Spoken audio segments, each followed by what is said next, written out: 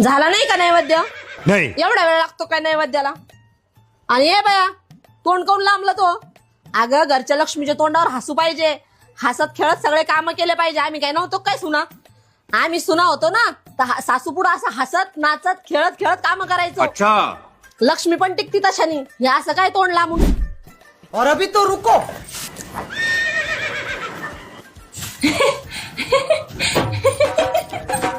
ये क्या है?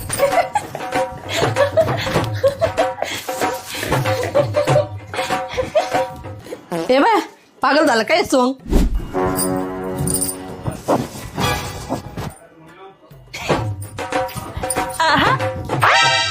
ओहो, झालं तुला. हे माय, आज काय याड धुल्ल्यासारखं?